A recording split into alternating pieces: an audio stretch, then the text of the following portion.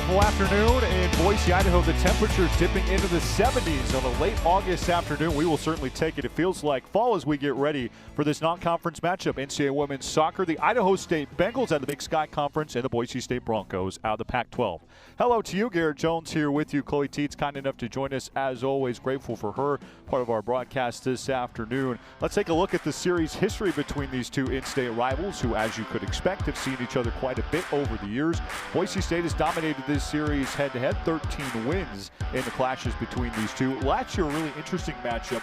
Boise State dominated for 89 minutes, and Idaho State snuck one across in the 89th minute to take a 1-1 draw. That was a really good building block for them last season in Boise State, something that they used to correct their course on the way to a conference title in 2025. As we welcome Chloe, we take a look at the key matchup today, and two very different stars for either side. Boise State, of course, some brilliant offense through the first couple weeks of the year. And Chloe, that's mainly been led by Campbell Wilson, the team leader in goals. Yeah, I mean, looking at the screen right now, you have two very dominant players at different stages in their career. You have a dominant freshman for the Broncos and then a senior for the Bengals. Campbell Wilson, 4 games into the season, already has 3 goals and 2 assists. And then we have Roper, who she only has 1 goal on the season so far, but she's creating a lot of opportunity for herself to set herself up for some more goals in the future and also set up her teammates around her. Yeah, she's doing that almost better than anybody else in her league, tied for the conference lead in total shots. There you see on your screen, tied for the team lead, of course, as well with 14. We're really excited about this matchup this afternoon. Boise State and Idaho State. Big Sky versus Pac-12 kickoff coming up next.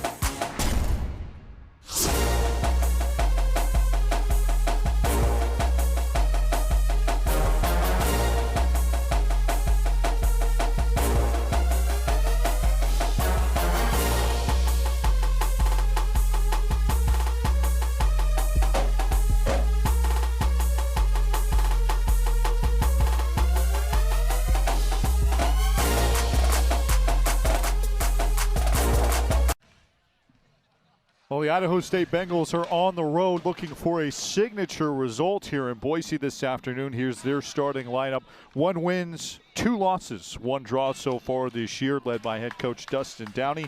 See on your screen there, Gracie East had a big goal for them in that draw against UNLV on Thursday. She is certainly somebody to keep an eye on. Of course, Sadri Cook there in the midfield as well has been a formidable fixture, part of this group for a couple seasons now. Boise State on the other side has really had a nice start to the 2026 season. A ton of acclaim coming into the year. Normal starting lineup for head coach Jim Thomas. And Chloe, this is a team that really hasn't had a bad result in a calendar year. They lost against Texas Tech. That was their first loss that wasn't a win or a draw, obviously, in their last 17 matches. And that's an extremely hard trip for them to go on. I mean, you are playing against two teams who have been dominant in years past, and they're going into this season and going to be dominant once again. And also, you're having to deal with all the heat and humidity when you're down there as well. We are certainly not dealing with that today. We woke up and it felt like fall. It's 70 degrees, not a cloud in the sky. It is absolutely gorgeous. We've had some scorchers in late August and September over the years here at the Boas Complex this time of year, but not today. These are great conditions to play. The field looks immaculate. We are ready for soccer here this afternoon. Ava DeLeast in the Boise State net, sending that one toward the midfield line. DeLeast, of course, clean sheets already this season.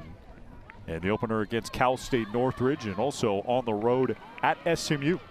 Boise State back on its home pitch for the first time since August 12th. They defeated CSUN, and player with the touch is a big part of that. Campbell Wilson, the true freshman, if you haven't heard, just lighting up opponents so far in her first handful of matches. 2 goals and an assist against Cal State Northridge. And a free kick coming for Idaho State. They, of course, have Aaliyah Garrett in the net this afternoon.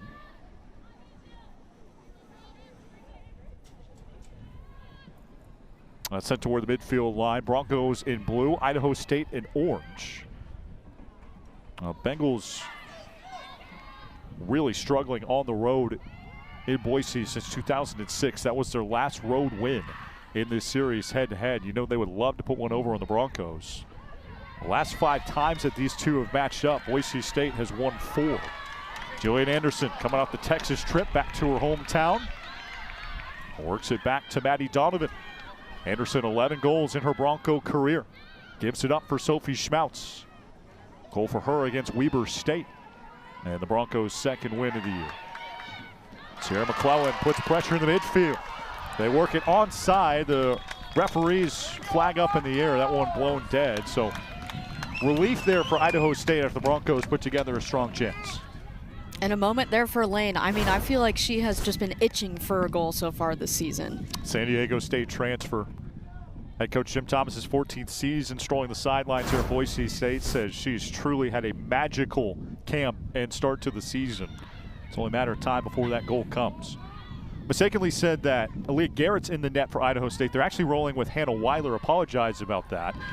They've been going back and forth. Of course, Weiler started last year, all 17 matches, including the one against Boise State. If you weren't with us for the intro, Idaho State really feels like they can compete today because namely of what they did last year when these two played in Pocatello.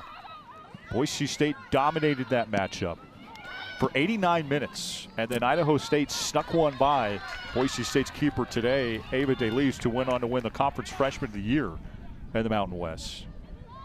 Nicole, you had a long career playing this game. Did you ever lose a match in the 89th minute? I think there were a couple. Oh, sorry to bring it back up. Shockingly, yes. But Jim Thomas said he hadn't seen that happen in quite a while.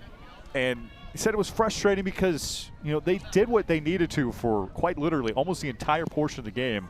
Just let ISU get a nice little look at the net in the final minute. And ultimately, that was the one that settled the match in a draw. And for head coach Dustin Downey, his 5th season, that really is one of his landmark wins.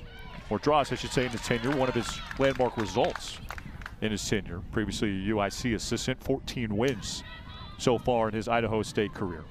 And that's one of the fun and exciting parts about soccer. I mean, you can go an entire match without having any shots or any excitement, and it all just comes down to one final play. Boise State experienced a little bit of that in its last match. We mentioned they took on Texas Tech, and a chip at DeLeast a little bit wide. That was a decent look for Idaho State. Still out wide of the Bronco net. They have sent a huge contingency of fans over from Pocatello today. Obviously, we'll get into this a lot more throughout the broadcast, but some deep ties between these two programs, in addition to several players on the Idaho State roster hailing from this area. So don't be surprised when you hear a few cheers and jeers in the Idaho State section today. They're back toward the goal that Idaho State is defending at this point in the match. Sophie Schmautz, a touch from Maddie Donovan. Donovan around the defender, loses the step. Guarded nicely by Idaho State, but a whistle. Our referee today is Ryan Ellsbury, our assistant James Mead, and Hannah Steiner. Kent Wang is our alternate this afternoon. already such a great match so far. I mean, Idaho State is really playing with the mentality that Boise State typically plays with. High press, having a defender on their back immediately when they're touching the ball. I think if they're able to keep this up for 90 minutes, this is going to be a battle back and forth between the two. That's a fantastic point by you, Chloe. Boise State already racking up 7 yellow cards, a testament to the high press and their physicality. Meanwhile, Idaho State not too far behind with 3. Idaho State will generate some chances. They're actually 9th in the country in shots per game. A lot of that is because of what they do on the defensive end. You're seeing that right now. Jillian Anderson in space. An extra touch, tangled at the feet. And a whistle interrupts play once again. Broncos were looking for Mia Lane once again. And I mean, such a great sequence there. Donovan coming in for a little wall ball action there, then having that service coming in from the outside, and just unfortunately the timing from Lane causing that offsides. Don't be surprised when the Broncos look her way. She led San Diego State with 5 goals and 16 shots on goal last season. Aztecs, of course, fell in the Mountain West semifinal to the Broncos right here on this pitch. Boise State came a penalty kick shootout away from taking home another crown. Of course, the 2-time defending regular season champions to close out their time in the Mountain West. Looking for a 3rd straight title this year, and they certainly have the talents, according to their head coach, to do so. Several really strong results to start the year. We mentioned dominating CSUN. Also really took it to Weber State. That's one that kind of gets underlooked. Broncos won that match 4-1 on the road. That's against a Weber State team that is in the same league as the Big Sky counterparts, the Bengals. Broncos with a chance. Sophie Schmautz a drive and is broken up on the back end by ISU. Jillian Anderson chases it down. There's pressure from Stephanie Roper, who we highlighted in our open. Leads the Big Sky in shot attempts, trying to show what she can do on the defensive end. Sacramento State transfers Dalen Lowe and Elise McGinnis have been an underlooked little wrinkle in the successful Broncos start. Nearly turns it over there. And ends up with Coach Hopkins. Dustin Downey's 5th season on the sideline. 7-20-5 in the Big Sky entering the year. He was a broadcast comms and television production major at Western Kentucky. Shout out to Coach with the similar program to what we're putting together today. I'm sure he would appreciate it. Maybe he needs to hop on a headset at some point. Maybe we need to pass it to him.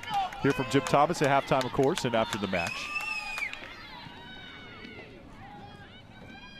Sierra McClellan. Back to the keeper, DeLise. Boise State's been doing much more of this, playing her out of the box toward the midfield line on free kicks and plays just like you're seeing right now on your screen. And she's one of those goalkeepers who has a mindset of a field player. She does really great at distribution, and even on some of their set pieces when she's stepping up and taking those, has great quality within those driven balls. That's a great point by you. Broncos on side. Here is Campbell Wilson. Sophie Schmautz legged away by Idaho State. Schmautz just so dangerous in the open field. Give the Bengals credit breaking up that one on the back end. Schmautz, like we mentioned, already a goal this season. 4 goals last year. Really earned her way into the lexicon of the Bronco fans as a budding star in this program, and now, of course, serving as the captain today. Sierra McClellan. Coach Thomas raves about her ability to do what you just saw, and that's win 50-50 battles. Maddie Donovan chips for Lane. Again intercepted in the back end. Daphne Egelhoff has just been all over. So many Bronco passes trying to advance it to the attacking third. What's impressed you about the Bengal backline thus far, 9 minutes in, Chloe? I mean, just their timing. Their ability for Lane, how they can have the mindset and the knowledge of Lane is going to be making a run. How do we get all 4 defenders to step up and create that offsides moment? As well as they're just being super aggressive. Every time the Broncos are touching the ball, they have 2 defenders stepping to them. Another chance for Boise State. Broncos just putting the foot on the gas thus far. Here's Lane in space. Schmautz broken up again. A second effort right into the arms of the waiting goalkeeper, Weiler. And a cheer from the Bengal fans who made the trip. And that's one that I think Campbell is going to be looking back on. She really wanted to get a piece of that.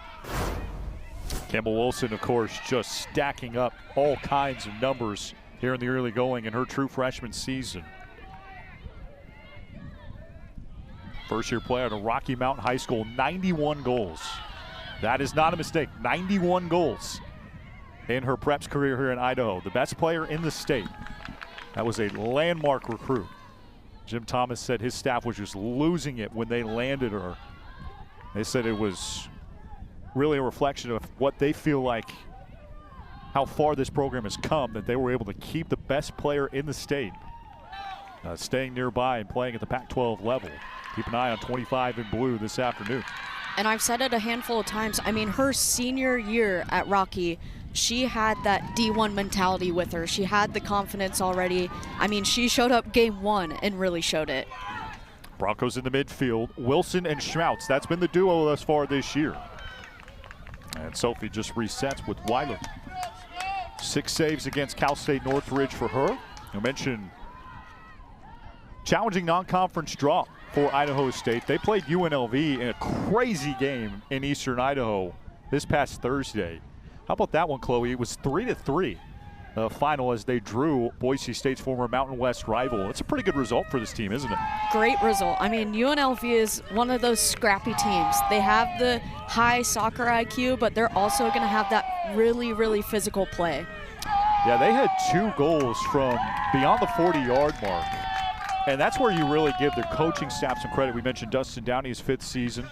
Summer Miles, McKenna Honda, his assistants. Of course, Max Weber, Liz Ruiz, Grace Hancock on the other sideline. They clearly saw something in UNLV that they knew they could exploit. They were just piling on long-range bombs, and sure enough, 2 of them found the back of the net. A couple of them were nominated for the top play on SportsCenter on Thursday night, as East found the back of the net from 50 yards out. Really a couple of the most impressive goals that we've seen in the Pac-12 thus far. If you watch the Utah State-Michigan match, where both of those teams were just going bombs away from nearly the... Broncos have been ridiculously good at home. They did not lose a conference match at home last season on the way to the Mountain West title. I mean, huge advantage to them. I mean, you see it today with all these fans out here. A mix, of course, between Idaho State and Bronco fans, but they just consistently have such a good home base and people who really bring that energy in the stands. A lot of local ties. We mentioned on both sides. Caitlin Slocum, of course, well represented. She just had a touch in the midfield. Campbell Wilson told us that she had 15 people here for her debut, and man, did she make a memory for them. 2 goals and an assist in the win versus CSUN. 3-0 Bronco win. And I think she has another 15 to 20 right in front of us here. Probably more today. And can you blame them for showing up after what she's done thus far this season, 4 matches in? Boise State 2 wins, 1 loss, 1 draw. And 1 draw was on the road at SMU. It's part of that 2-head Texas tilt.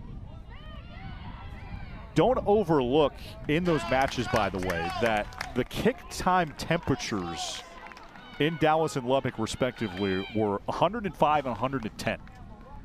And Jim Thomas said they could have lost those matches 8-0. And the thing that he was most proud of, obviously they only lost 2-0. And then they drew 0-0 on Thursday at SMU. The thing that he was most proud of, Chloe, this probably won't surprise you, he said you wouldn't have known that those temperatures were that high by the way his group was conditioned and the way they responded as far as not complaining with the adverse circumstances. No, I mean, you watched them for a full 180 minutes between the 2 matches. They fought the entire time. You could have other teams who go in there who are not used to that heat, who are not used to the humidity, and you are stepping in the second after warming up and you're already down. I mean, those are just temperatures and conditions that it's really hard to prepare for, especially here in Idaho. We could not have more different circumstances today. Again, it just feels perfect down there. This is one of the days where we're grateful to be up here in the crow's nest because we're getting a lot of the breeze that's coming over the treetops, and that feels perfect up here. The players clearly enjoying it as well. There is a brisk pace to this match on both sides. Maddie Donovan Over for Jill Anderson, who knows a thing or two about that Texas heat, of course, from Allen High School, Allen, Texas. Showed her teammates all the barbecue stops and took them on a guided journey of Buc-ee's when they were on the road in Texas. Didn't quite pick up a goal on that road trip, but did have one on the road at Weber State. Dustin Downey looks on from the sideline. You see there the temperatures, what we're dealing with this afternoon. It is nearly perfect. Caitlin Slocum in the midfield, back in at full strength after not starting the season opener against CSUN. Finds Campbell Wilson. Across for Jill Anderson. Cut off by Egelhoff and Gracie East, who we mentioned had that highlight reel goal on Thursday. Taylor Lowe with a touch. Or All Big Sky honoree at Sacramento State, so very familiar with the Bengals, of course. Idaho State a throw-in. 1 win, 2 losses, 1 draw this year for the Bengals. Sienna Zunino finds room. Sienna on her horse in the midfield, lost the touch. Transfer from Utah, looking fully healthy this year after missing most of the tail end of last year with a lower body injury, and actually missed the spring as well, but you would never know it the way that she's playing confidently right now in the Bronco midfield. And what a duo to have. I mean, having the ability to have Zunino step back into the center back position, and then you push Slocum up into the midfield. They've been toying with that quite a bit. Jim Thomas telling us that when you move Slocum into the midfield, this might be the deepest position unit he's ever had in his 14 seasons leading the Broncos. Free kick coming for Idaho State. And the Bengals turn this into an opportunity, still looking for their first shot on goal. Campbell Wilson, 3-on-2 in the midfield. There's Schmaltz with all the speed. Sophie Schmaltz. Campbell Wilson. Wilson reverses. Wisely plays it back to Slocum. Caitlin at the control. Broncos coordinate an attack. Jill Anderson for Schmaltz. A center pass broken up by Idaho State. The Broncos, I mean, they are right there. They're having these great buildups, and then it's just that final pass that they can't get the connection. Daylin Lowe over for Wilson. Former Idaho Gatorade Player of the Year 2 times over.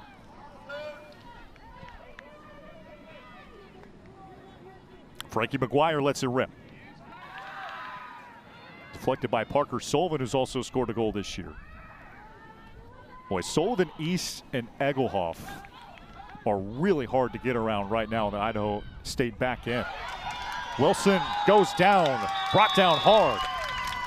See if we get a yellow. Instead, right now, just called a foul. No, we do see a yellow. Beg your pardon.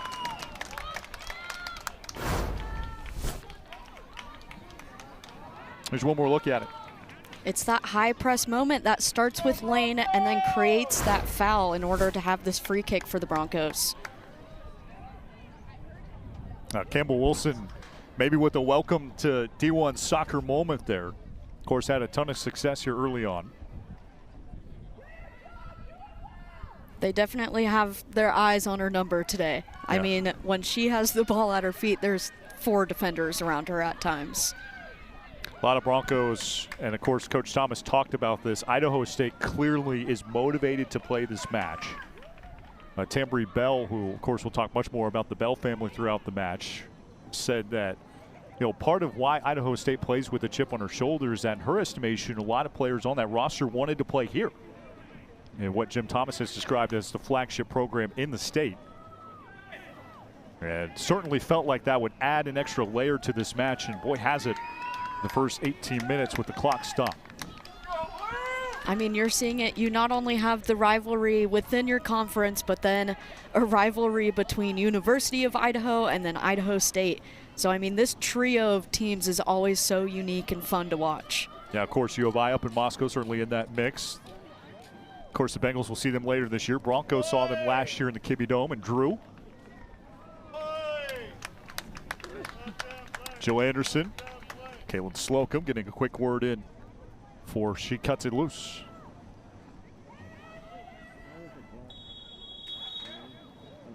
Slocum takes the free kick, or at least initially. Anderson chips it toward the net, headed away by Idaho State. Great read there by the Bengals, who have been basically all over anything that Boise State's put on net thus far. Great service. I mean, you saw Wilson on the back end ready to go up for that header. Headed to the corner for the first time today, nearly 20 minutes in for either side. Idaho State 23 corner kick opportunities this year. Boise State 24, so nearly dead even, and generating opportunities from this spot of the pitch this season.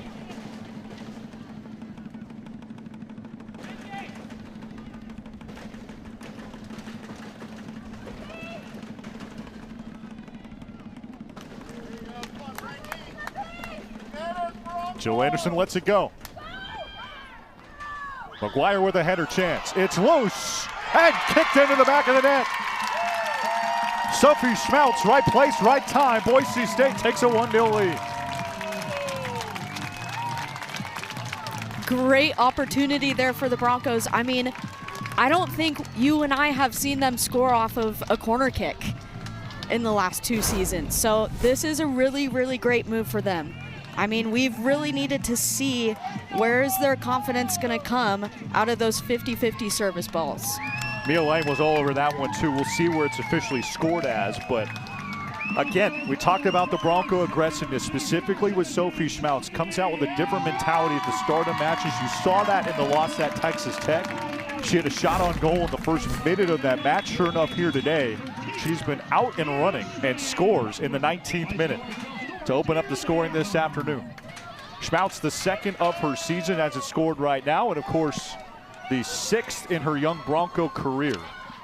Just burgeoning into a shooting star on this Boise State attack. So is Campbell Wilson. Broncos are greedy. They're looking for more. Wilson taken down. And a foul on Idaho State. And reflecting back on Schmeltz in last season, I mean, you just saw that confidence start to really come out of her once she got a goal or 2 under her belt. And you're seeing that confidence transfer over to this season, and it's just growing and growing. It's been very impressive to watch Sophie develop into the leader that she has. A lot of her teammates give her a lot of credit. And Tambry Bell said, you know, she's a player who is more happy for you than she is for herself when the team succeeds. And Jim Thomas has brought up her name maybe more than anybody else over the past couple seasons, starting to see why as she finds the back of the net once again. Jill Anderson is doing so many good things on free kick opportunities. Weiler makes a stop that time. Again, stop me if you're surprised. Sophie Schmeltz right in the middle of that action right in front of the goal now. And Weiler will play it.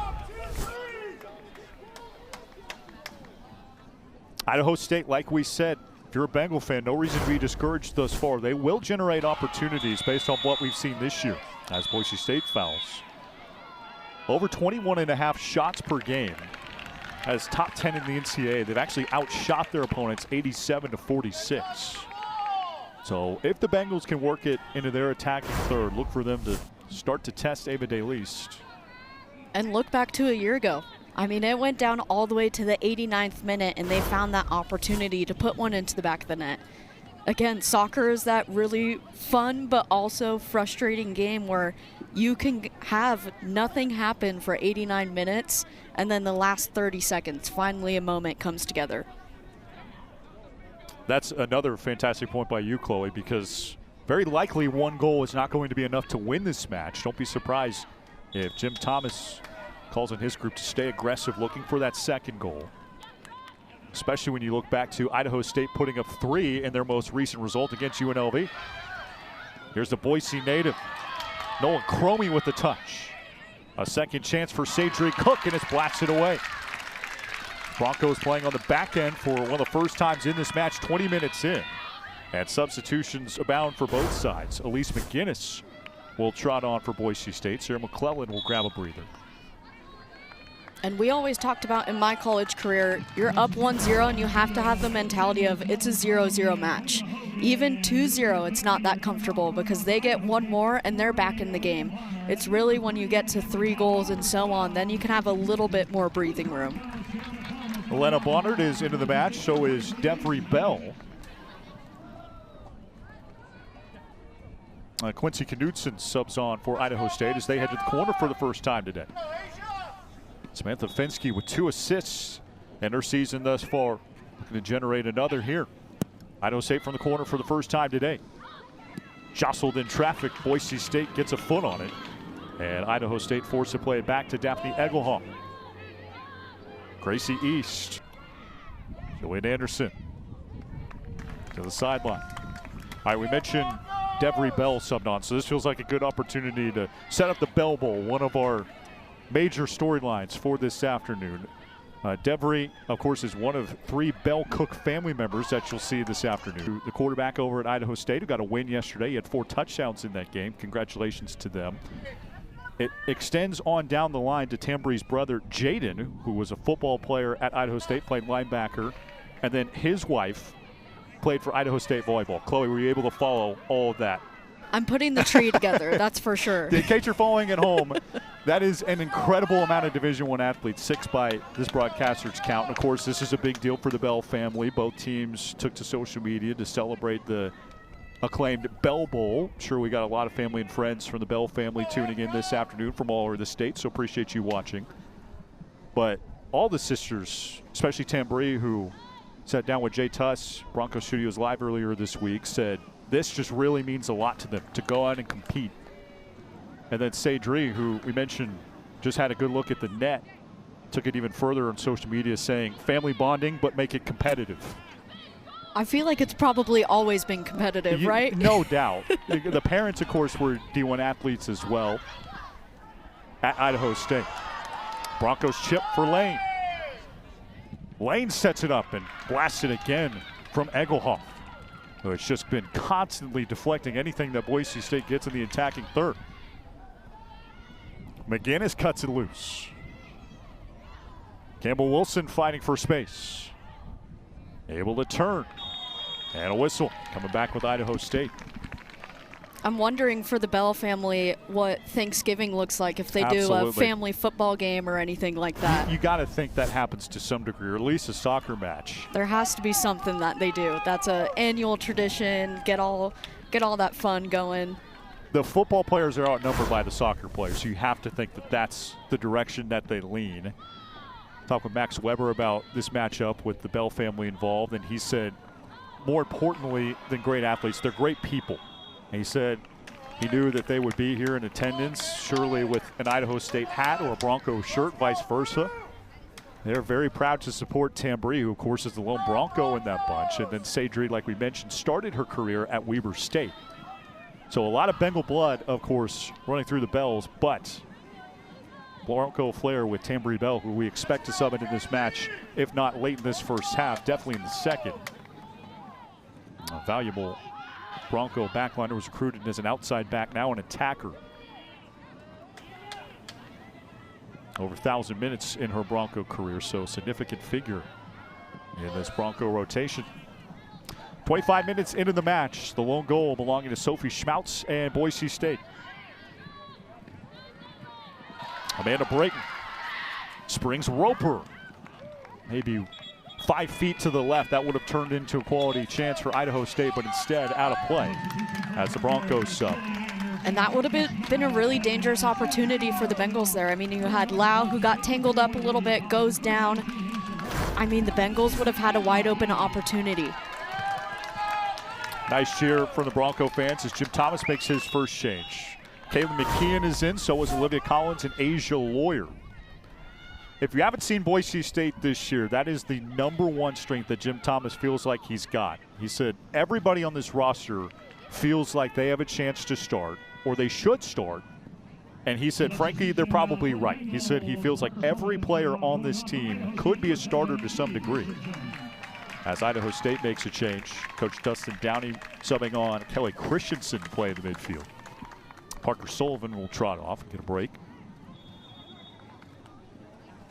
Like we told you earlier, Coach telling us that he felt like he had one of his most talented position units he's ever had in 14 years here at Boise State in the midfield line.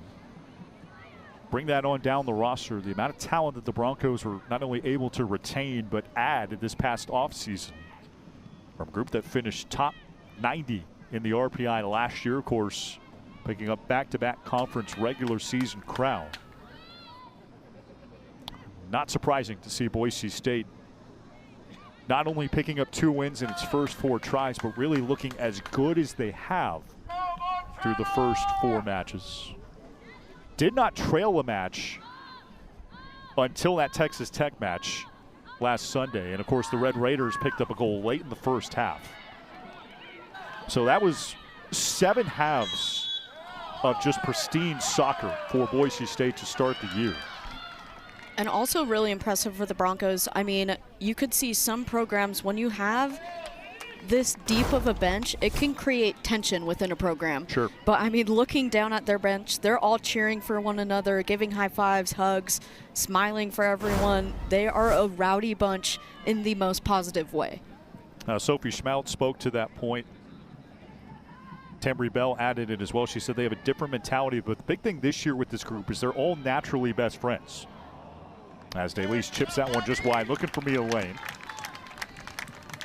Tambry Bell noted how it's different in years past with this group as far as team chemistry, because they organize activities and it's not initiated by the coaching staff. More importantly, Clay, this is the big part of what you just mentioned. She said everybody's invited and everybody loves that. It's not picking and choosing. There's, no tension that comes there because everybody's a part of it. And clearly, to your point, something is really leading to Boise State seeing those good results to start the year. That clearly has had an impact. They started out their first 2 matches outscoring opponents 7-1. And they've still held on to that banner relatively closely, 7-3 on the year. And it's been fun to watch. I mean, just from their social media, the things that they're doing as a team. I mean, they went whitewater rafting for one trip. They went to a concert all together. They went to an AC Boise match. They just seem like a very fun bunch who they're 100% all in. Yeah, a lot of student athletes on this team have said there's a different mentality in years past. Even though they won the conference championship in the regular season 2 years in a row, they said they really feel like the next step is to go to the NCAAs, and clearly have the talent to do so this year, trying to continue to put their foot on the gas and take a step toward that today and get win number 3 on the year. Idaho State, like we said, continuing on an upward trajectory under Coach Downey. Didn't have their top goal scorer graduate last year, and then they had a couple players head on to play professionally, including the lone goal scorer in this match last year for them, Talee Corey.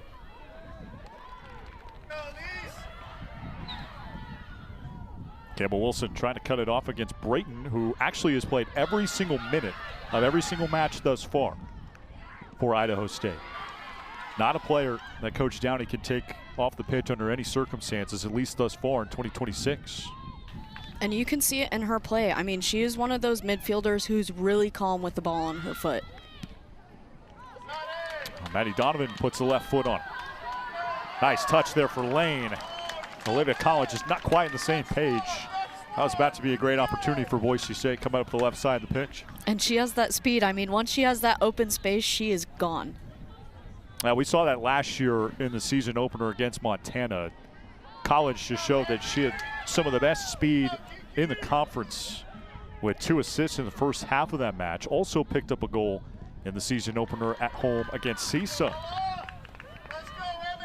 And I believe, looking back at the Montana match, she got subbed in, and that happened about a minute into her stepping onto the pitch. It was pretty amazing.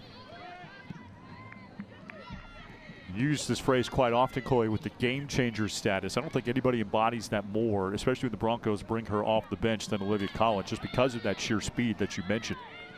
Yeah, she is one of those players who really elevates the game. And honestly, credit to all the Broncos.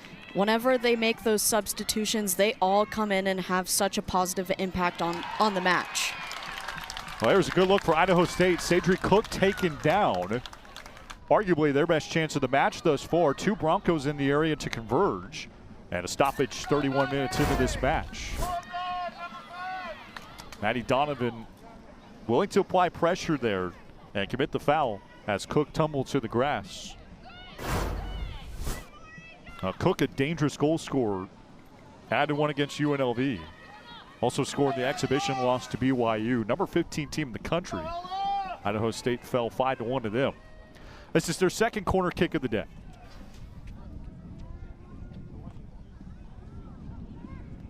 Wide of DeLeese and punched wide. Great opportunity there. I mean, you have that great service coming from the corner, finding that back post. Just got unlucky.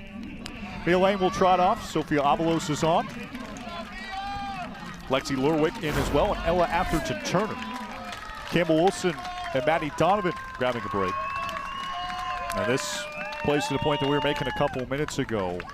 Wilson and Donovan so valuable for Boise State because they cover so much ground. Maddie Donovan was clocked by her coaches with the tracking technology running over 5.5 miles in a match last year. And Chloe, to your point that you just made a couple minutes ago, when you have the kind of depth that Boise State has, you can sub out some of your best attackers in the last 15 minutes and not necessarily worry about it if you get a chance in the attacking third. Absolutely. I mean, that is why I keep bringing up the phrase of game changers. These are not just strictly substitutions for the Broncos, but I mean, you have two very dominant players, Wilson and Donovan, coming off the pitch, and you have two more people coming in who can heavily impact the game. Elise McGinnis ready to throw it in. She also subbed on in this first half, was the first to do so in this match today. Sophia Avalos. Jim Thomas said she is ready to scrap anytime, anywhere. Uses her size to get around the defender there, and despite not being the tallest player on the pitch this afternoon, is certainly somebody to keep your eye on. And she has that mentality where she acts like she's one of the tallest players out there. And she just has such amazing energy the second she steps across the line onto the pitch. Tambry Bell said she is one of the players who's putting together all those plans that we were talking about when they get together off the pitch. Tambry said she is always ambitious and, more importantly, never tired. And you see her get a touch here in the midfield. I think that's why Jim Thomas wants to get her the ball when he can, I should say. Ella Atherton Turner cuts it off to Brayton. Advance back toward the Bronco back line. And Kaylee McKeon retreats. Asia Lawyer's got a couple goals in her Bronco career, looking to add one to give Boise State a little more insurance late in this first half.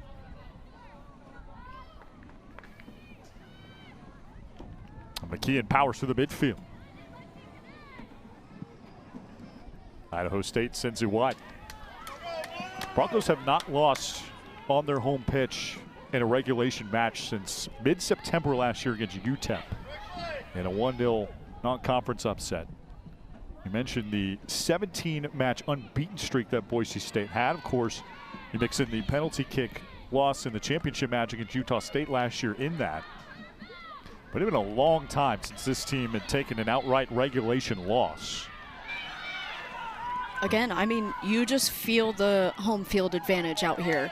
When you're sitting in the stands, I mean, you can't even find a seat out here today. We see people, granted, it's pups at the pitch as well, so Sure. The pups are across the field, but there are still fans over there without their pups because I'm sure they weren't able to find seating over on this side. The smart fans, Chloe, are the ones that are in the shade over here to 100%. our right. Even though, like we said, it feels fantastic today.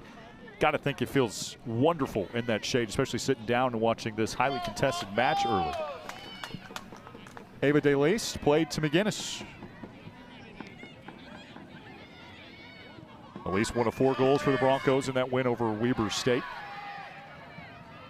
Several common opponents between these two in the non-conference thus far. Might be able to get to that a little bit later, but notably, Weber State drew a Snow College team in exhibition. That was a team that Boise State beat 6-0 on its home pitch. And then CSUN, Bengals were shut out by that team that we thought looked really good on opening night. Figured that they would be a contender in the Big West, and sure enough, they turn right around and show what they can do against this Idaho State outfit.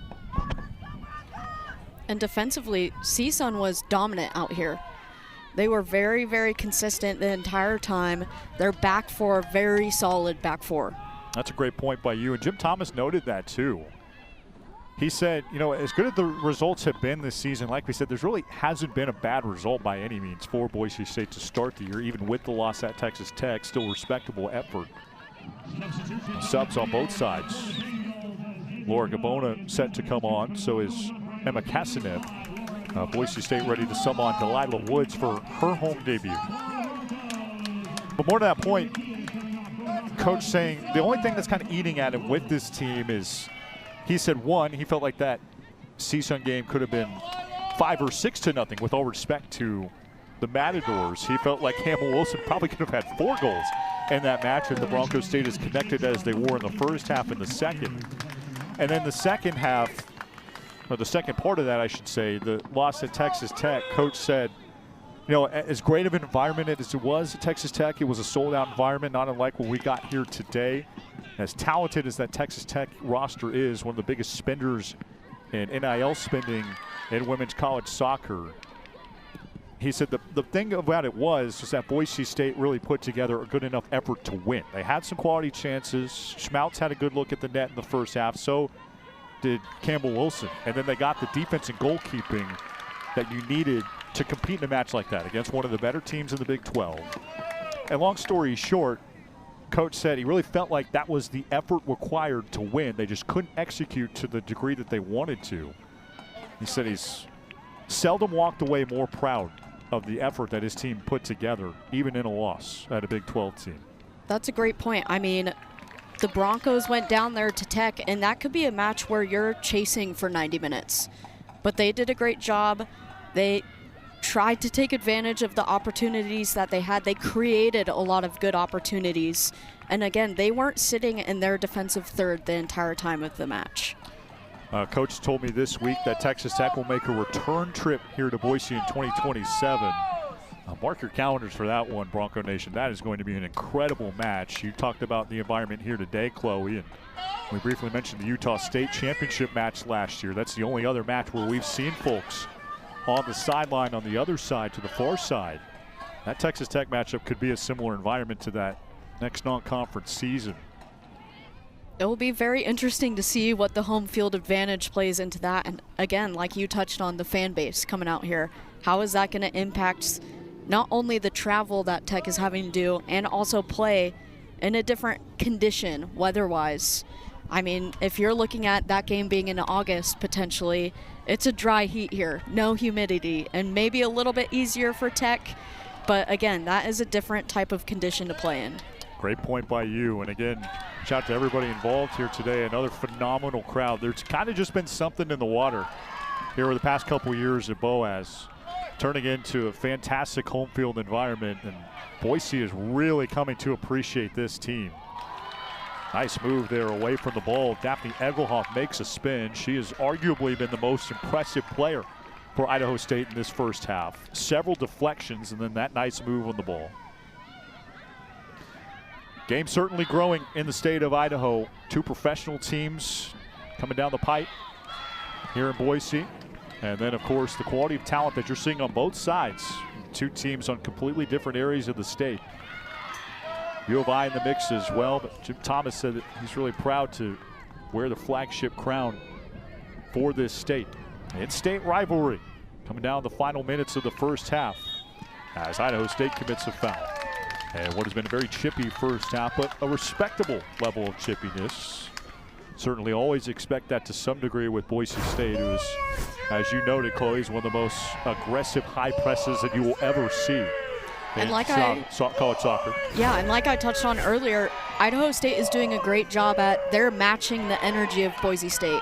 They're trying to have that high press, put some pressure on their back line, and do vice versa and create that tension.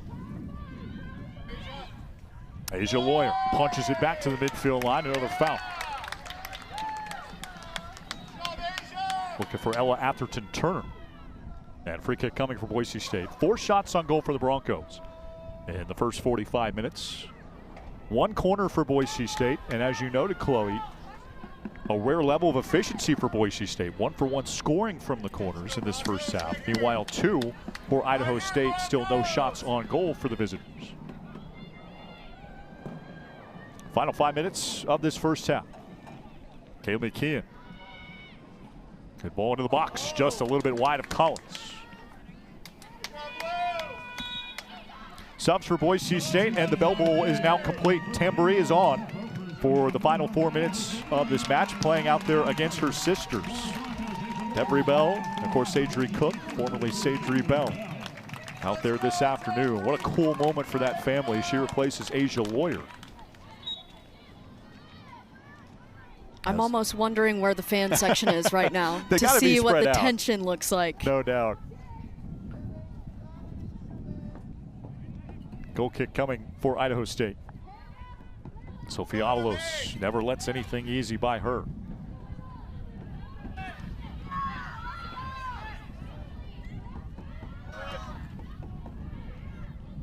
Layla Magana-Carter, the intended target of that pass, recently subbed on. Foul on Boise State. Sophia Avalos puts pressure to the ball once again. Sophie Schmautz, the lone goal of this match, 19 minutes in for Boise State. Already the 6th goal of Schmautz's highly touted career. We've talked a lot about the local flair in this match today, of course, with all the families and friends descending here in the Treasure Valley from both sides of the state, but also, of course, Schmautz, not to be overlooked. Another player who was hailed from right here in the Treasure Valley out of Bishop Kelly High School. That's one thing that she and Temry Bell noted, was not only have they grown up playing together quite a bit, but a lot of players from both sides, basically everybody who has played here, and this is something you know extremely well, Chloe, Idaho's soccer community is extremely tight.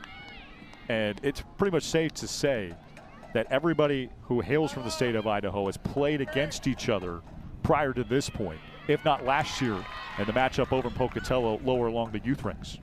Yeah, I mean, you see high school season has just started. You have, those are moments where you see those really high-level club teams who they get separated for a few months, and they're all spread out between the high schools, especially down here in the Boise area in the Ada School District.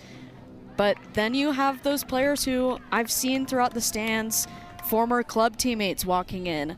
Again, it's just one of those really cool things that you see, I think, all across the board with club soccer and everyone going up to the next level of playing in college. But specifically in Idaho, everyone is just so uniquely tight.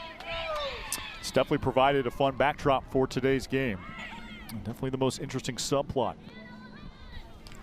in state rivalry. Idaho State trying to win in Boise for the first time since 2006.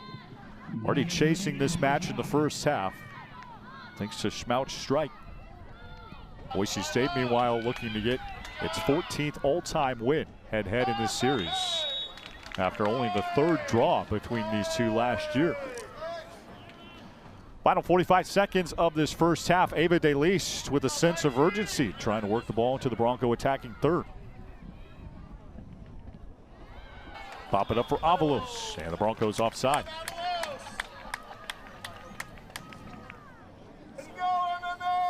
26 games over her first couple seasons here at Boise State.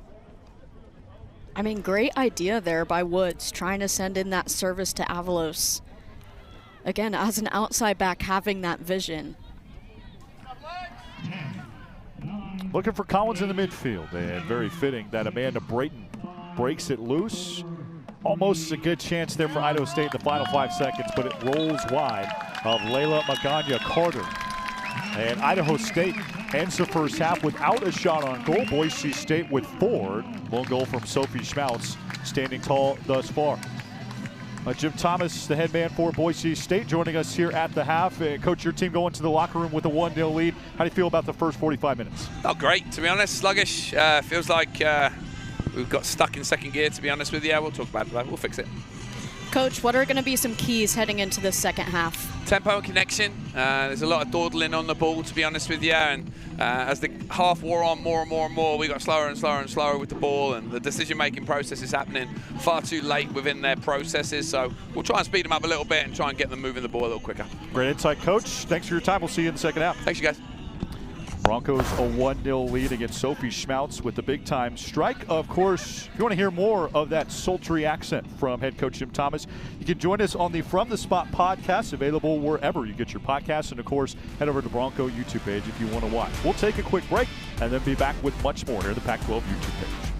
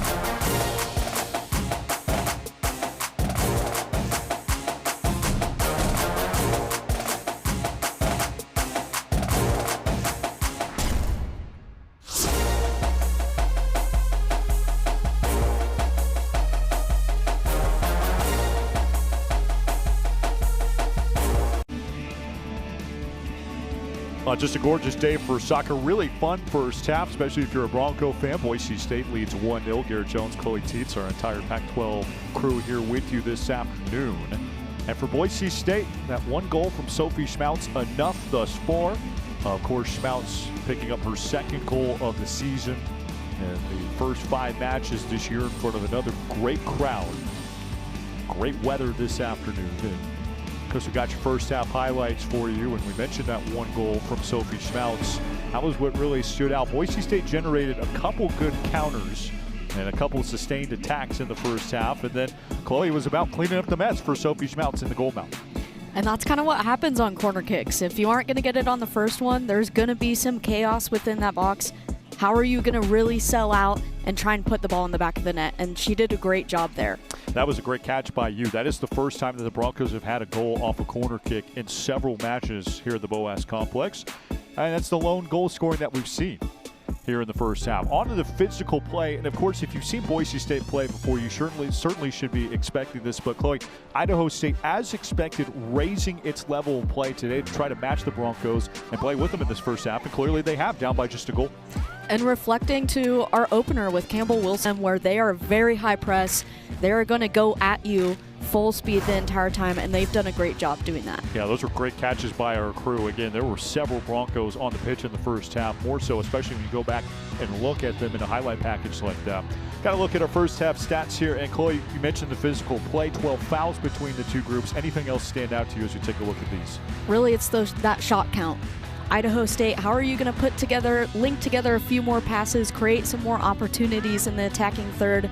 And then on the other side for the Broncos, you're doing a great job at linking through the midfield and your back line. How are you going to connect all 3 different levels to create an opportunity for yourself? No doubt. I think that has to be the word in the Idaho State locker room. They have done enough to keep with Boise State for the first 45. Their question is going to be, how can they generate an opportunity to try to level this match at least in the second? We got time for another quick break, so we'll step aside and be back with you for more.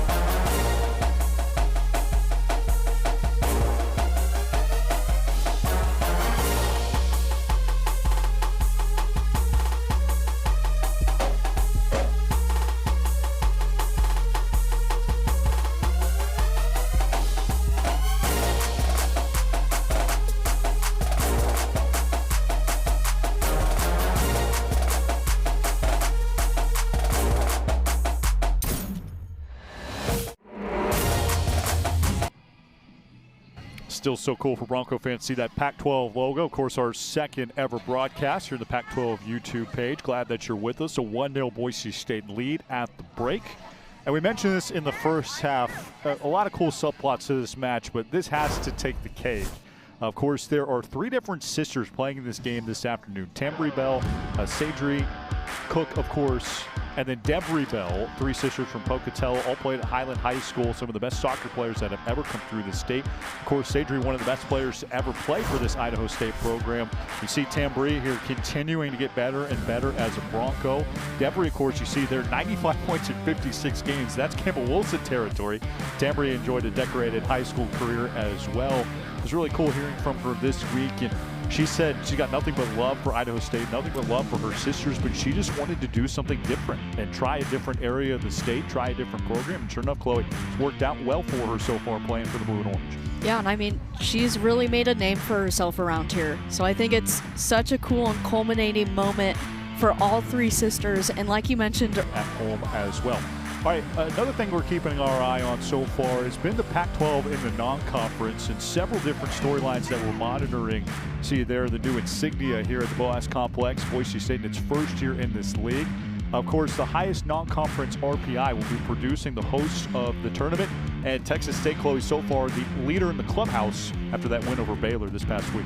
And I mean, they've had 2 really dominant wins. I'm very interested to see, once we get this conference play going, how does that transfer into their play? No doubt. Excited to watch. We got the second half coming your way. We'll be right back with you.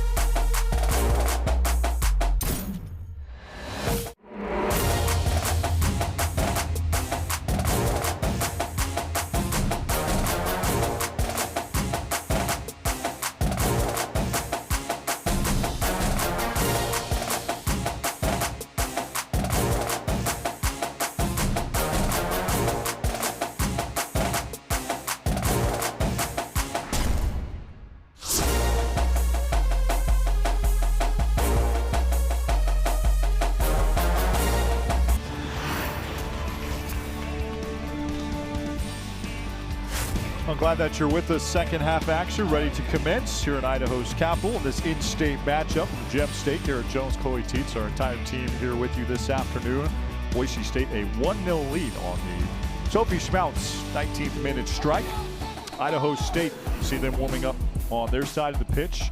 Mentioned a challenging non-conference schedule. Coach Dustin Downey not backing down. A lot of common opponents, Chloe, of course, notably that Utah State matchup on the road in Logan. That's a close trip for them on September 17th. Close trip, and I mean, that's going to be a really good game. I think especially with what the Bengals are doing today with that high press mentality, they can be really dangerous this season. Boise State on the other side, the Broncos already getting through their premier road trip on the road at Texas Tech and at SMU. More road action coming your way, of course.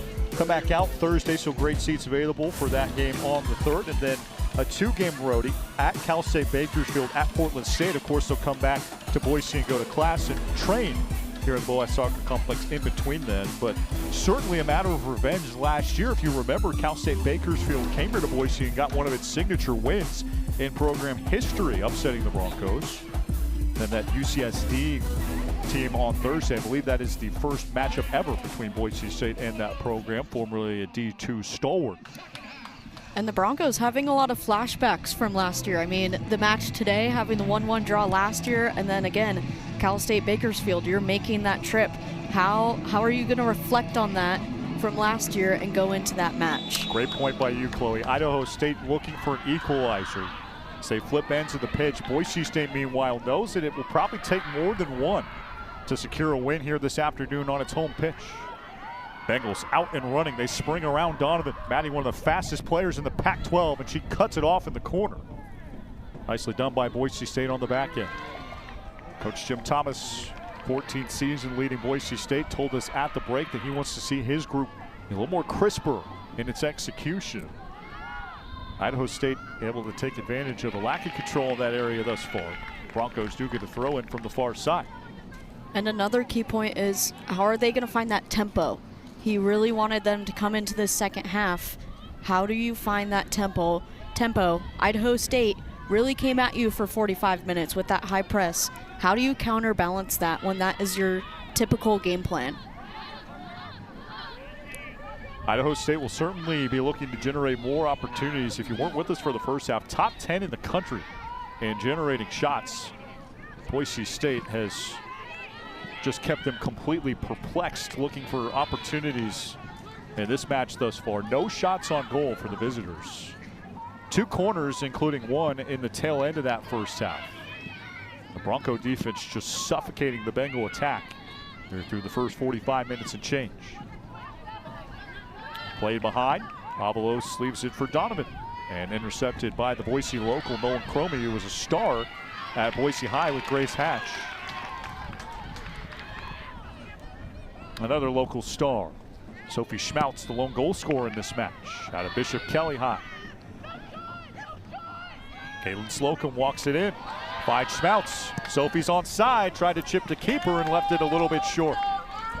Great ball there by Slocum. Again, that is the advantage of being able to move her from that center back position just a level higher into that holding mid position. She has that soccer IQ and that vision where she can slip those balls through. A great point by you, and if you weren't with us early in this match, Jim Thomas told us that he's been toying in training with Caitlin Slocum of playing her as a center mid. That certainly would lead to one of the deepest midfield groups that he's ever had. He said that's actually her more natural position. And Chloe, one of the highlights of that win over CSUN on opening night 3-0 was seeing Slocum aggressively put her foot on the gas, go downhill just outside the box, and rip a shot at the keeper. We had not seen that out of her in her first 3 years playing here at Boise State. No, and that's where, as a center back, you're kind of limiting her, right? She's one of those players where defensively she is standout, where I think that holding mid position is perfect for her. She has the ability where if she wants to get forward, she can get forward, but she can also be a major defensive presence for the Broncos. Up here in the booth, that was one of the most exciting matches or moments of that match that we saw, because like we said, you know, it's been 3 years of us watching her just completely dominate everything in the midfield defensively. Rightfully so, named to the United Soccer Coaches Defender Watch List. That's a national ranking as far as the best defenders in the country. So to see her try to add in some of those offensive elements to her game, they get that going. Look out for Boise State in the Pac-12. Mentioned some of those non-conference storylines in this league thus far. Of course, Texas State really stealing the show. They are leading the pack as far as the host of that November tournament. But Boise State currently checking in around 4th in the table.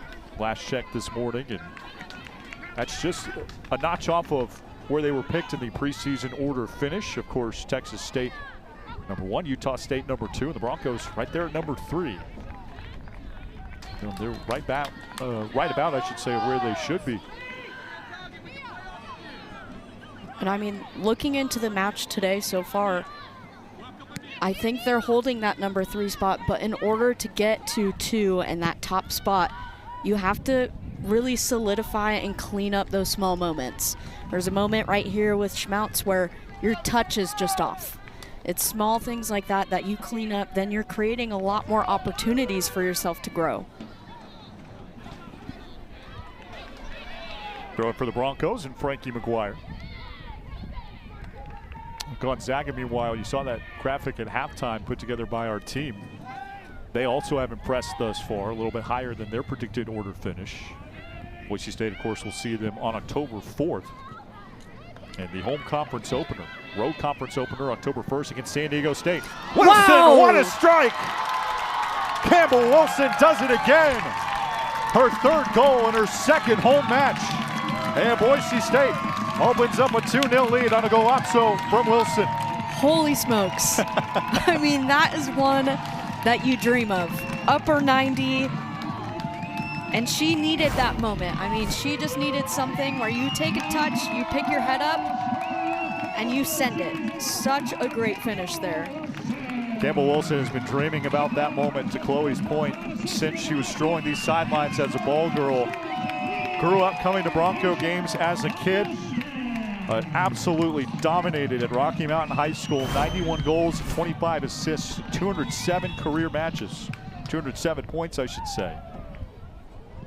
Her dad, Mike, a dominant football player at Boise State. It was almost inevitable, her becoming a Bronco, but she shared this week that, just like you said, Chloe, she had been dreaming about moments like that, scoring a big goal in front of her home fans. And man, has she delivered through her first 2 home matches. Incredible player to watch. 3 goals and an assist in 5 college games thus far.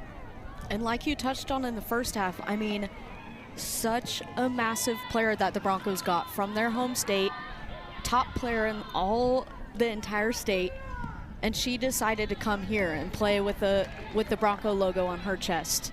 I mean, that is just such a unique thing to have, and then she's also doing it in front of her own fan base here. Idaho State, we mentioned, had a couple beautiful chips, couple golazos of their own on Thursday in that draw against UNLV. How about Campbell Wilson outside the box, letting it rip. And 50 minutes into this match, giving Boise State a much more comfortable 2-0 lead.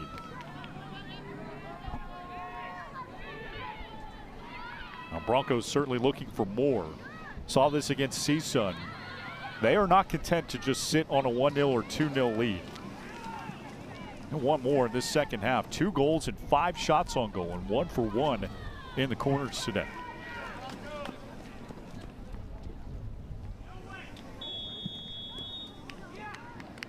Come back the other way with Idaho State. You've seen some great players here at Boas, Chloe. You've seen Carly Cross, Kenzie McMillan, so many great players from several different leagues come through. Where does that goal, as far as individual effort, rank for you? I think I'm going to have to put it at the top.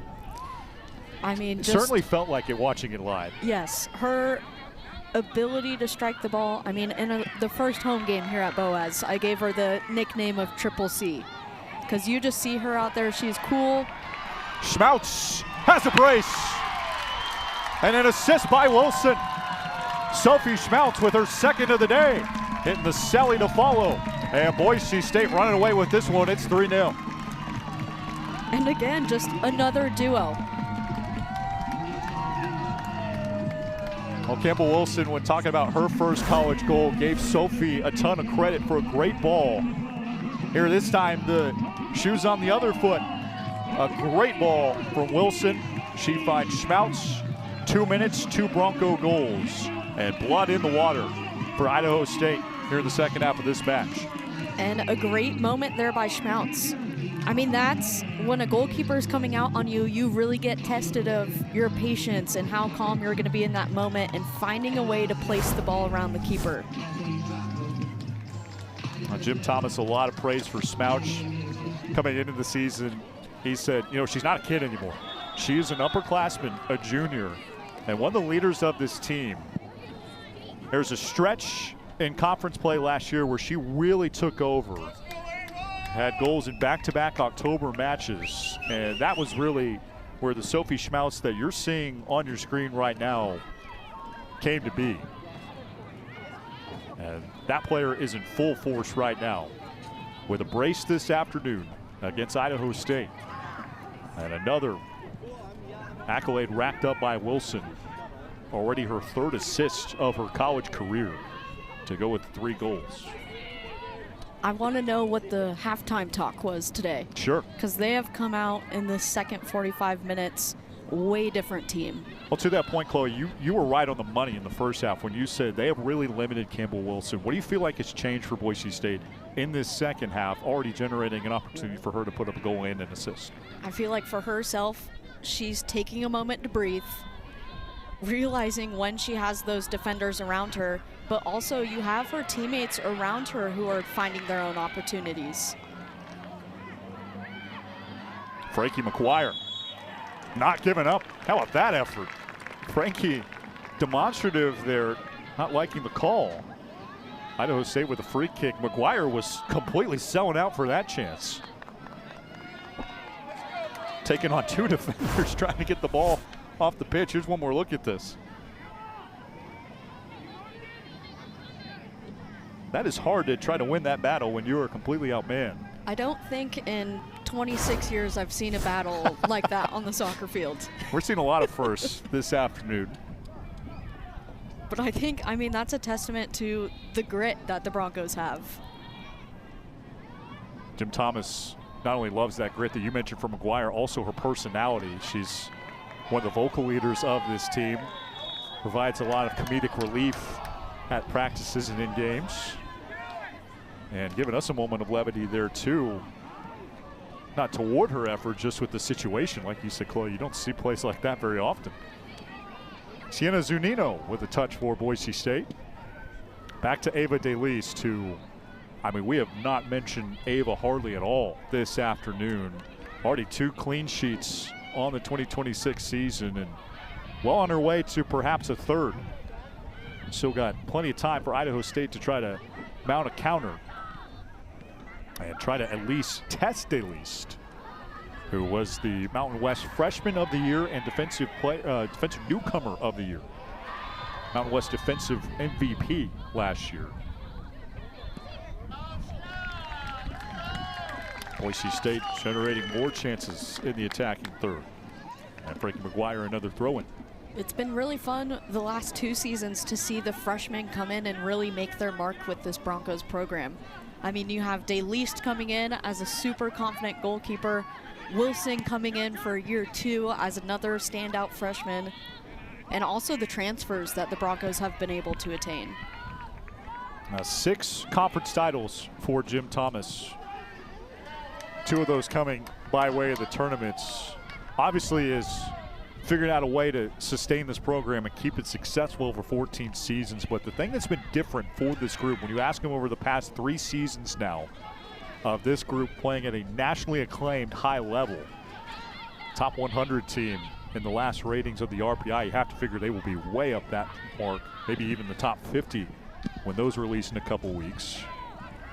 The thing that's been different for them is the level of talent in the Treasure Valley is improving tenfold in their coach's words, and Boise State is keeping some of that talent around. Look no further than the goal scorers today. Sophie Schmautz, Bishop Kelly product with 2. Rocky Mountain High, sensational true freshman Campbell Wilson with 4 goals already in her young career. And that's really what's helped Boise State elevate to a new level that we haven't quite seen before. Broncos looking for their 3rd straight regular season title. And right now, Idaho State just the victim of a non-conference domination by the Broncos so far. Still plenty of time left in this match for them to try to get back in it. Addie Donovan trying to make sure that they can't. Tried to take on a 1 attacker on 4 defenders, and the Bengals rip it away. Samantha Foss intercepted by Dalen Lowe. The 2 Sacramento State transfers engage. Her and Elise McGinnis. Here is Schmautz. Is a hat trick in the works. Sophie, foot on the gas, looking for the Hattie, just a little bit wide. Good decision making there. I mean, she had the inside overlapping run there, decides to skip that and just take it herself. Subs for Boise State. Joey Burbeck is on, so is Kaylee McKeon. Maddie Donovan, a well-deserved break. Did you catch the impersonation video that the Broncos social media did this past week after their English head coach, Jim Thomas? I did. I feel like they almost shouldn't have even shown the players and see what if it you truly can guess. sounds like. Yeah. Maybe we can pass that up the ladder to Andrew Boff, who's handling the social media content for them this year. But I asked Coach, who was the best impersonation of you this past week? And he didn't even hesitate. He said the player that just subbed on, Joey Burbeck, a true freshman, had by far the best impersonation of him. And he said that's a little bit scary because she's only been on campus for a couple weeks. She's a true freshman. And he said by the time she's a senior, she sticks around, that impersonation is going to get deadly as far as accuracy. I feel like, is she almost practicing when she's You have in her to think. dorm, or? You have to think that's in the mix. They really like her, speaking of in the mix, getting involved in matches here late. Like we said, just a true freshman, but has earned her way into some minutes on a team that is loaded with talent. Minutes are hard to come by. We're seeing a true freshman get some run for Boise State. Looking for Wilson outside the box. Cut up by Amanda Brayton. We had 3 shots on goal through the first 3 matches for Idaho State.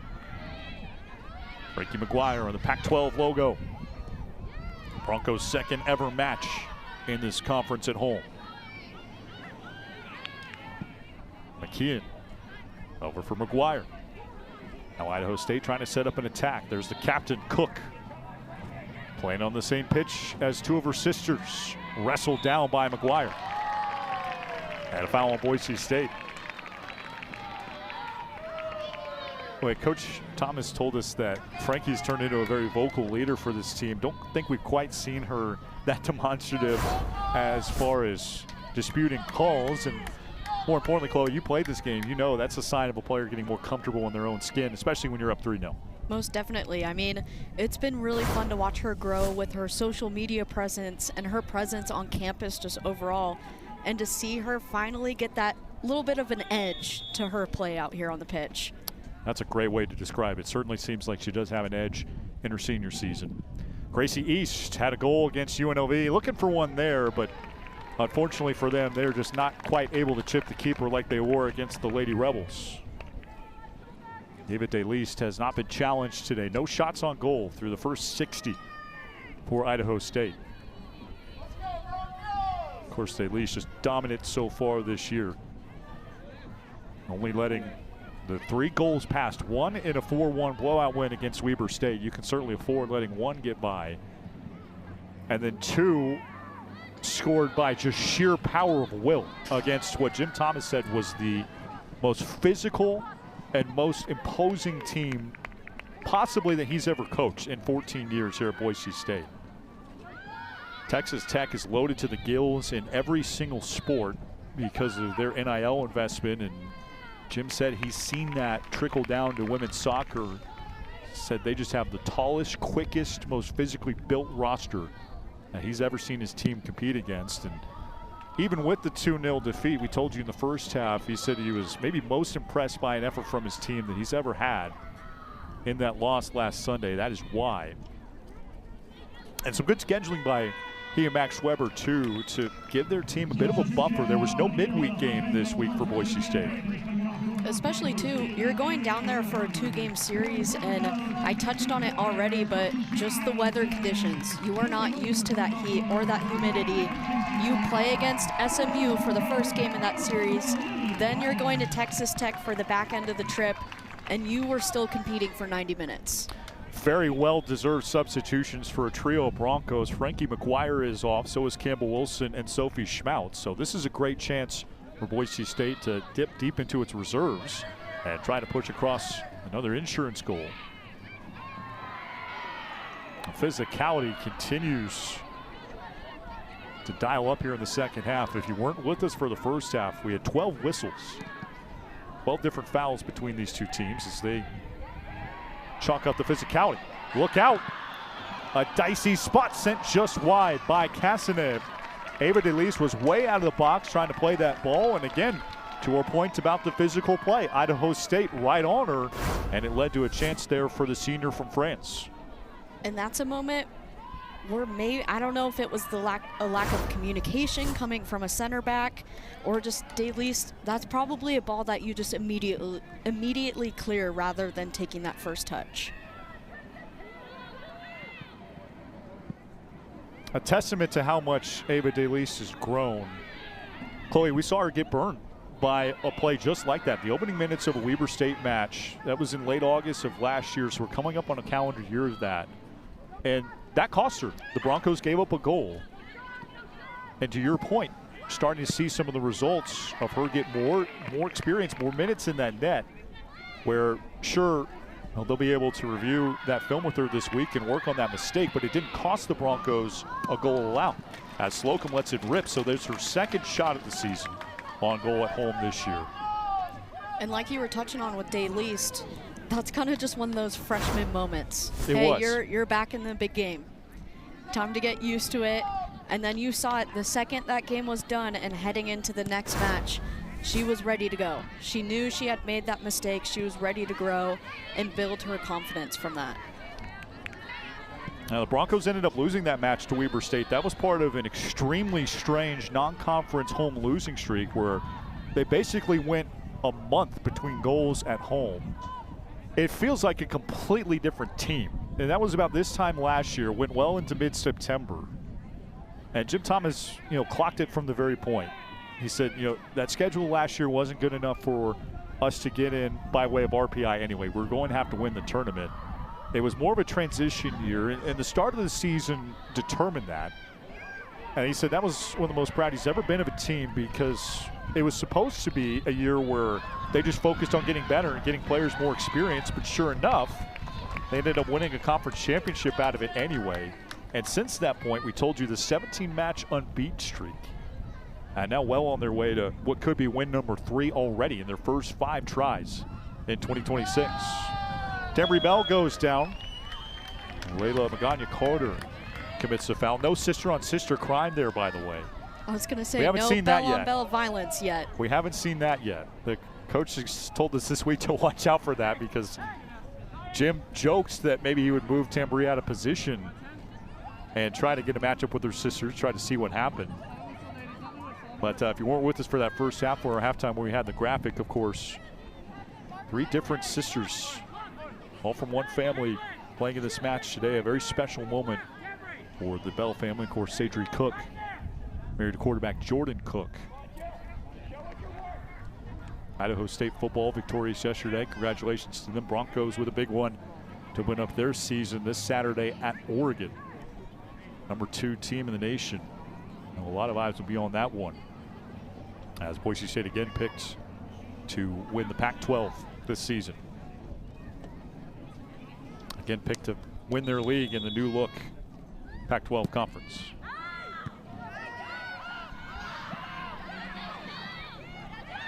Julian Anderson, relatively quiet match for her, tries to chip, sends it just wide. That was a really good ball off her non-dominant foot, I believe. And in the 66th minute, Anderson trying to try Weiler once again. I mean, great opportunity there. She initially started it. She had a great service from that free kick, keeping it low and driven, then going back and winning that 50-50 ball, and again, having that patience. Really starting to see where a lot of these Broncos and a lot of the Bengals as well, having that patience with their touch and not rushing things. Sophia Avalos on once again. Idaho State plays it from the back line. Bengals outshot Boise State 18-11 last year, that 1-1 draw. Pushed across a goal in the 89th. This has been a very, very different story through 67 minutes this afternoon. Boise State just dominating this match this afternoon, especially coming out more motivated in the second half, with very much anticipating hearing what Jim Thomas shared with this group at halftime, because they have come out and played at a higher level first 20 minutes or so of this second frame. Tambry Bell. Pressure on the ball as Magana Carter will throw it in.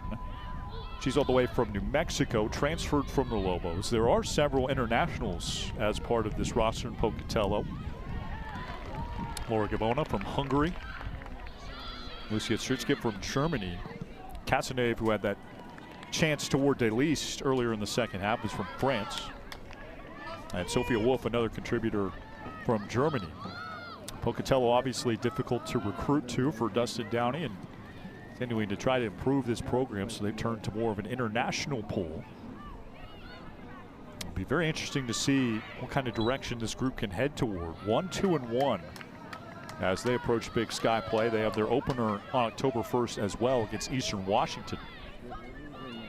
And of course, a big time matchup against a group that Boise State knows extremely well, those Vandals up north.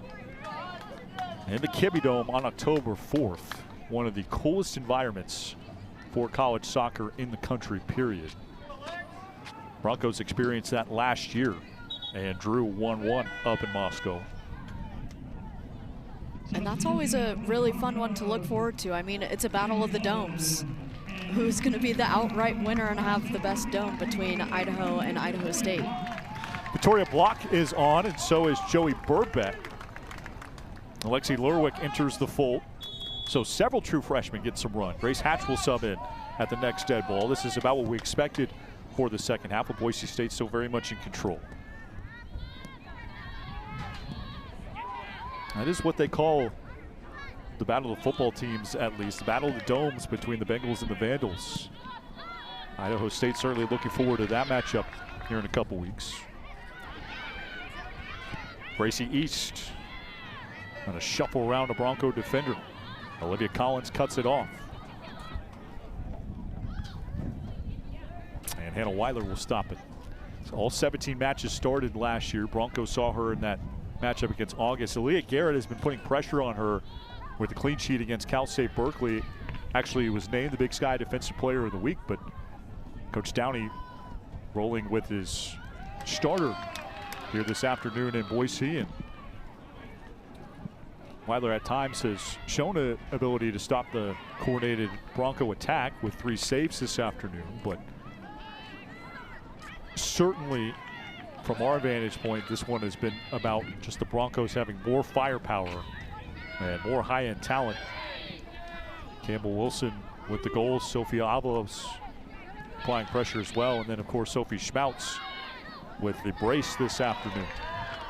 And Campbell Wilson's goal, looking back on it, I mean, as a goalkeeper, that is the hardest place to try and make a save. No doubt. I mean, Campbell was lucky that shot didn't even hit the crossbar or the post the way that she had it placed.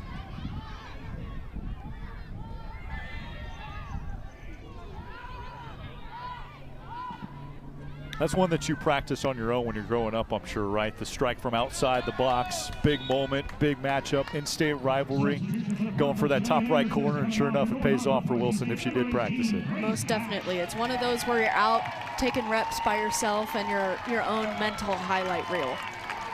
Grace Hatch is in. Jill Anderson will get a break. Very well deserved. 70 minutes around there of strong play for Anderson. I mentioned Grace Hatch played with Noah Cromie at Boise High. They had a great moment in 2023 when they played Timberline High School. Cromie was the one who took the penalty kick and gave them the district title. 15 matches last year for Idaho State. And Grace Hatch, who had 9 goals and 9 assists as a sophomore at Boise High, is on playing the second half. Coach Downey emptying his bench as well, getting some reserves on. Debbie Bell trot off. Lucia Stritske is in, we mentioned, from Germany. Magana Carter staying in. The Bengals 5-8-4, 2-4-2 within their league last year. This is actually their best record since 2016. Tambry Bell playing against her sisters this afternoon. How special would it be for her if she can get her first look at a goal in a Bronco uniform? Cruden has an outside back, now playing as an attacker.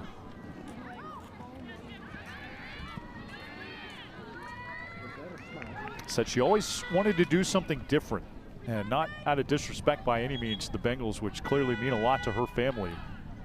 She said she just wanted to try something on her own and became a Bronco. And Jim Thomas is certainly glad that Tambry did. As the Broncos make the subs here, McClellan is off the pitch as well. And we see Delilah Woods make her home debut. Did not see her in that matchup against CSUN a couple weeks ago. Jim Thomas said about Tambry Bell that she's a completely different person in such a positive way since she stepped on campus. Said she uses her voice completely differently. Just a wonderful, well put together human being. Wow, Avalos tripped up, no foul. Idaho State rips it away. Gracie East had it taken right off of her foot. And the Broncos chip for Bell. Tambry with a step in, loses the handle. Idaho State fighting toward the corner. That was a great look for Bell. We mentioned still looking for that first goal.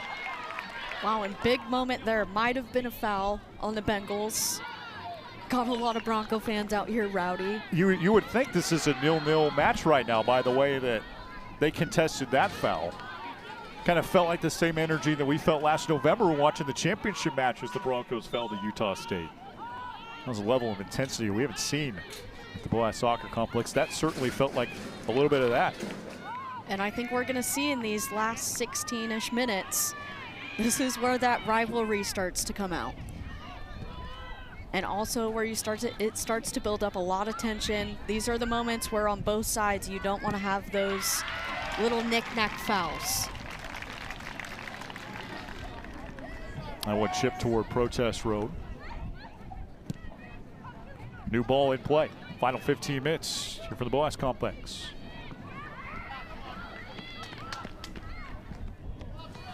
Grace Hatch in deep. Blocked away by Weiler. Nice stop.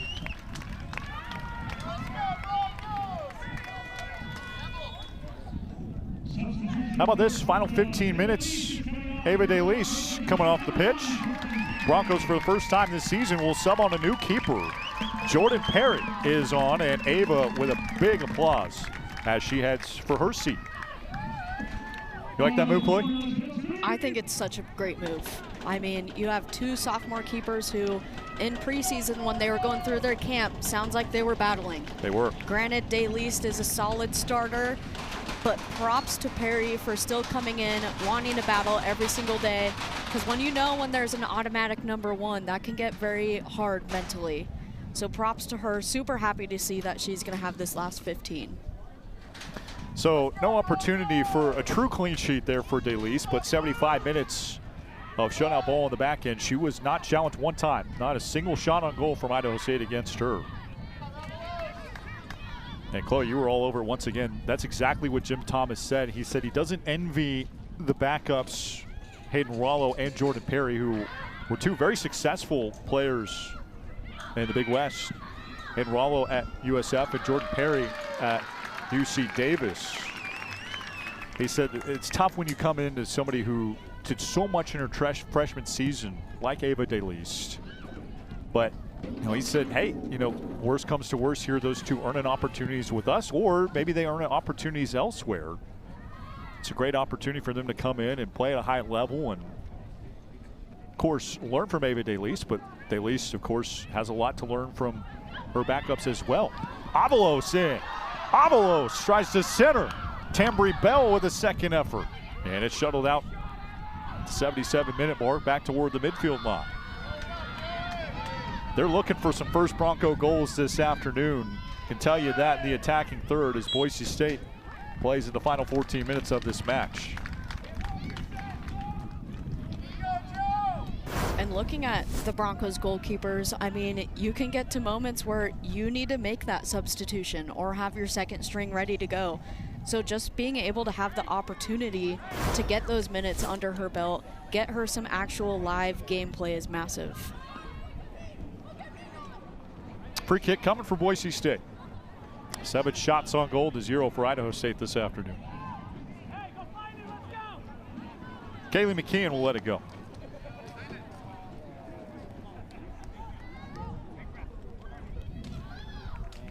Jim Thomas said she is powerful Brings alpha mentality. 18 career matches played, including Mountain West Championship match last year. Really like the development that they've seen from her. There's another look. That was block, I believe, from the back end. Like we said, there are several Broncos who are hunting that first career goal here in the final minutes of this match. That could make things a little bit interesting here late. Tambry Bell, notably, of course, playing up against her sisters this afternoon. 45 career matches, over 1,000 minutes of soccer. Would be storybook for her to get her first career goal. And this family matchup this afternoon against an in-state rival. From Pocatello, played at Highland High School, where those three sisters just dominated throughout their high school career. Now wide of Joey Burbeck, and Chloe was going to ask you this a minute ago, but obviously Broncos making some changes. They're well rested because, like we said, they didn't have a midweek, but it has gotten warmer down there in the pitch. We are not complaining at all. It still feels great up here, but have to think that it feels warmer for the student athletes. Any part of that you think going into Jim Thomas's calculus of resting his players for a short turnaround in a midweek match at home against UCSD on Thursday? Definitely. I mean, you're up 3-0 right now. There's no harm in having that role of substitutions. And again, props to the Broncos. They aren't true substitutions. They're game changers throughout 90 minutes. So really, I don't think there's a worry for that support staff to be rolling in a lot of different players. And again, just getting minutes under their belt.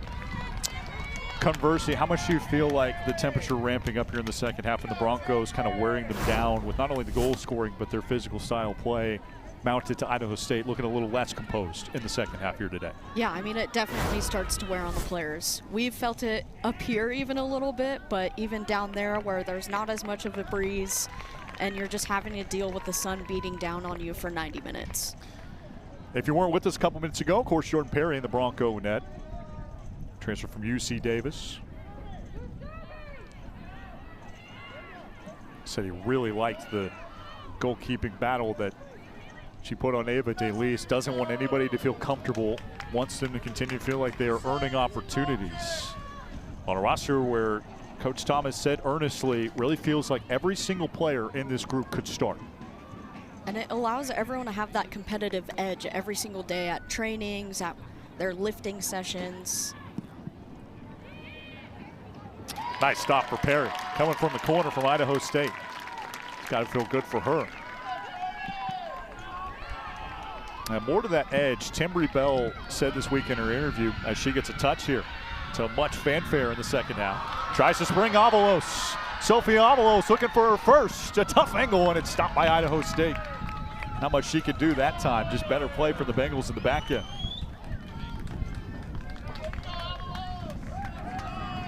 Another one of those players who you give her a lot of open space and she can be gone.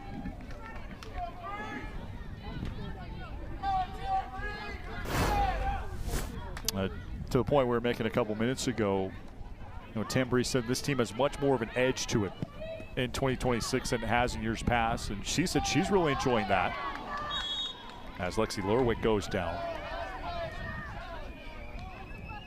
Jim Thomas not letting up on the intensity at all. He's got a big group ready to sub in and still working our referee Ryan Ellsbury, James Mee and Hannah Steiner, our crew.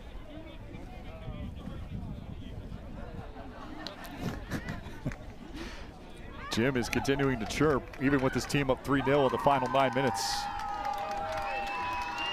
There is a point to that edge. That's where it's coming from. Their head man trickling on down. Clearly, not only do the girls have the competitive edge to all of them, but Coach has it too. He's ready to go. Now Broncos make more substitutions. Some of the starters back on. Gracie Anderson also in for the first time at home. Campbell Wilson and Sophie Schmaltz on as well. So we're back on hat trick watch in the final 9 minutes. Great run there for a couple players looking for their first career goals. Mia Lane also looking for her first as a Bronco. That's something to monitor here in the final 9 minutes as Boise State continues to clamp down hard on its in-state rival. 3-0 lead has not allowed Idaho State to put a shot on goal. Campbell Wilson already with a highlight reel goal in this match. Says she have another one in her back pocket. Over for Delilah Woods. A blue attire and intercepted by Idaho State. We always would call that a turf monster. Just came up and grabbed it. Turf monster is very real, even on a natural grass playing facility. Shout out to Jeremy Fairbanks, his entire team. Coach Thomas, basically every chance that he can over the past couple years, has given them props for the work that they've done on this beautiful new surface installed before the tournament last year. A drive by Weiler. Wow, it nearly got by her. A stop there for Idaho State as a shot came from the Boise State back line. I mean, those are some of those moments where the last couple years you weren't seeing all 10 players take opportunities like that. Magana Carter lets her rip, and it ends up wide. A confident stroke there from the transfer from New Mexico. First real test there for the backup keeper, Jordan Perry, in a Bronco uniform. Not quite a shot on goal, though. Idaho State with more corners than Boise State this afternoon, so that's something that Dustin Downey tried to build on with his team as they go back to the drawing board. Tough slate. They're on the road at Omaha on Thursday. That's a long trip. And then they play a team that Boise State's already seen this year, and Idaho's Broncos saw them in a home opener. And sure enough, they turned around and beat this talented Idaho State team. So Boise State's non-conference RPI continuing to climb. Of course, we won't know for sure until we get the first release of the RPI rankings here in a couple weeks. But Broncos have to feel like they will be very high in those rankings if they continue to win and at least be in the conversation. Maybe Texas State slips up a match or two. Try to host the Pac-12 tournament. It will be a second straight year that Boise State hosted such an event. Last year they played Utah State in the championship match and fell in penalties 3-2. And I mean, even taking away the RPI, I think if I were coach for the Broncos, I would feel good about going and playing whoever. You have a really, really talented squad this year. And also, looking into the future, you have a team who could all come back next year. Lawyer centers for Schmaltz, looking for the hat trick, not there. Victoria Block just had her first shot on goal a couple moments ago. And for a second here, tagged, no whistle. 0-0 headed down the wire.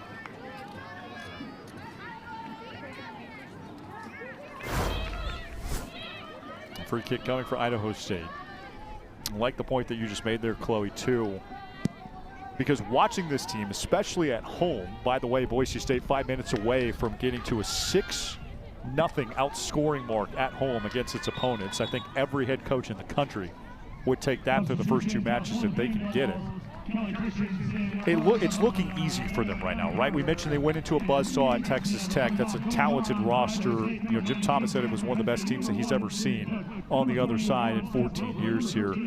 SMU, a very talented team as well with ACC quality players, and they gritted it out with them for 90.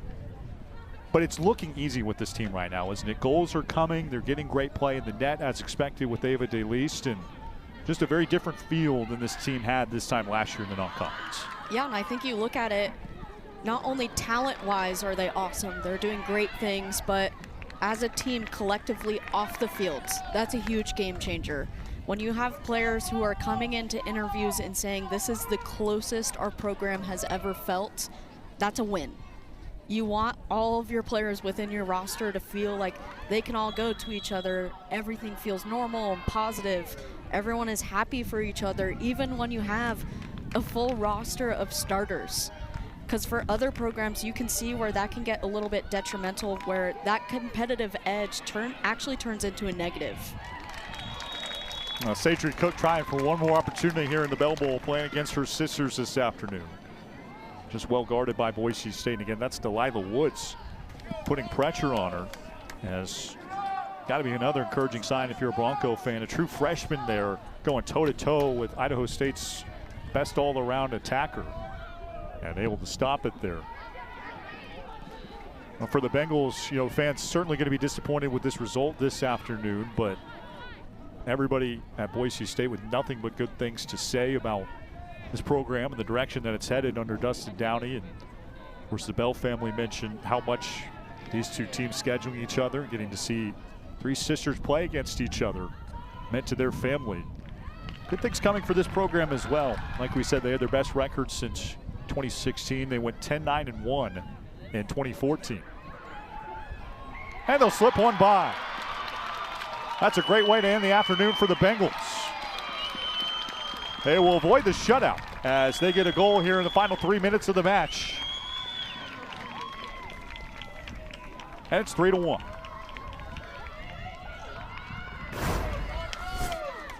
Get a look. It was Cook winning the battle outside. And right on cue, how about Sadrie Cook here playing against her sisters this afternoon, or with her sister Devery against her sister Tambry. What a great note to finish on for the Bell family this afternoon at Sadrie Cook. And I'm sure that will get brought up a handful of times in the family no competition doubt. for in the the day. group chat for sure. Second of the season, I should say, for Sadrie Cook. And like we said, Bengal fans, going to be disappointed with this result this afternoon. But Cook heating up. That's her second goal in as many matches. Also showed what she could do against BYU. That's a top 15 team in the country that they played in an exhibition.